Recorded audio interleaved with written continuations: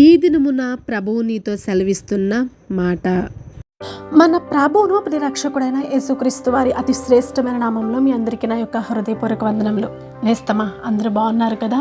ఈ ఉదయకాల సమయంలో ప్రభువైన యేసుక్రీస్తు వారు నీతో మాట్లాడాలని ఆశపడుచుండగా ఒక్కసారి వాక్యాన్ని ధ్యానించుకుందాం. ఇర్మియా గ్రంథము 30వ అధ్యాయము 17వ వచనము. ఇర్మియా గ్రంథము 30వ అధ్యాయము 17వ వచనము. నేను నీకు ఆరోగ్యము కలుగజేసేదను, నీ గాయములను మాన్పెదను. దేవునికి స్తోత్రము. హల్లెలూయా. నేస్తమా, నీకు ఆరోగ్యం బాగాలేదని, నీ ఆరోగ్యము అసలుకి ఏమాత్రం బాగోక చింతపడుతూ వేదన పడుతూ నీకున్న సమస్యల ద్వారా చింతిస్తూ ఉన్నావేమో, లేకపోతే నీకున్న గాయముల ద్వారా నీ గాయములు మానట్లేదని చెప్పేసి బాధపడుతున్నావేమో. అది శరీర సంబంధంగాను కావచ్చు, ఆత్మీయంగాను కావచ్చు. ఎటువంటిదైనా కానీ సరే నేస్తమా, నీవు ఒక్కసారి దేవుని మీద ఆధారపడినట్లయితే, ఒక్కసారి నీవు నీ యొక్క సమస్యనంతా కూడా పూర్తిగా దేవునికి చెప్పినట్లయితే ఆయన నీకు సహాయం చేయడానికి సిద్ధంగా ఉన్నారు. నీవు ఆరోగ్యము అంటే పై రూపంలో నీకు అనారోగ్యం వచ్చిందనో, లేకపోతే ఆత్మీయంగా నా కుటుంబంలో బాగోక దిగులు పడుతూ చింతిస్తూ అనారోగ్య పాలవుతున్నానో, లేకపోతే గాయములు అనంటే హృదయానికి తగిలిన గాయమో, లేకపోతే బయట తగిలిన గాయముల ద్వారా నువ్వు బాధపడుతున్నావేమో.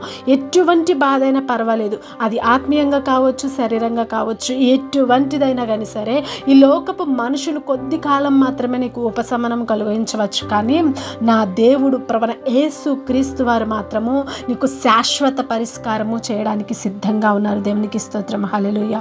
నేస్తమా, శాశ్వతంగా నీకు సహాయం చేసి నీ ఆరోగ్యమును పరిపూర్ణ ఆరోగ్యంగా ఉంచడానికి, అంతేకాకుండా నీ గాయములను మాన్పి మంచి స్వస్థత నీకు అనుగ్రహించాలని ప్రభు ఆశపడుచుండగా ఒక్కసారి దేవుని మాటను విందామా? దేవుని చెప్పినట్లుగా మనం చేద్దామా? ఆయనకి ఇష్టంగా బ్రతుకుదామా? నిజమా నేస్తమా, నువ్వు ఎంత బాధపడుతున్నావో కానీ అది నీ పక్కన వారికి కూడా తెలియదు. ఎందుకంటే నీకున్న బాధ అనుభవించి నీకు మాత్రమే తెలుస్తుంది. కానీ ఆ బాధలన్నిటిని కూడా విడిచిపెట్టి నువ్వు ఒక్కసారి దేవుణ్ణి అడిగావనుకో, అయ్యా నాకు ఈ బాధ ఉందయ్యా, నన్ను క్షమించయ్యా, నా సమస్యల నుంచి నాకు సహాయం చేయి ప్రభువా, నాకున్న ప్రతి ఒక్కటి నీ కాయస్కరమైన విషయాలన్నీ కూడా తొలగించి నాకు సహాయం చేయి ప్రభువా, నువ్వు ఎప్పుడైతే అడుగుతావో ఆ క్షణమే యేసుక్రీస్తు వారు నడినెత్తు నుండి అరికాళ్ళ వరకు స్వస్థత నీకు శీఘ్రముగా అనుగ్రహించబడును గాక. దేవునికి స్తోత్రం. హల్లెలూయా.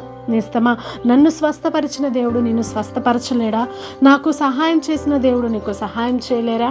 కాబట్టి విశ్వాసము కలిగి నిరీక్షిద్దాం. దేవుని కార్యములను, అద్భుత కార్యములను, ఆశ్చర్య కార్యములను చూచుదుముగాక.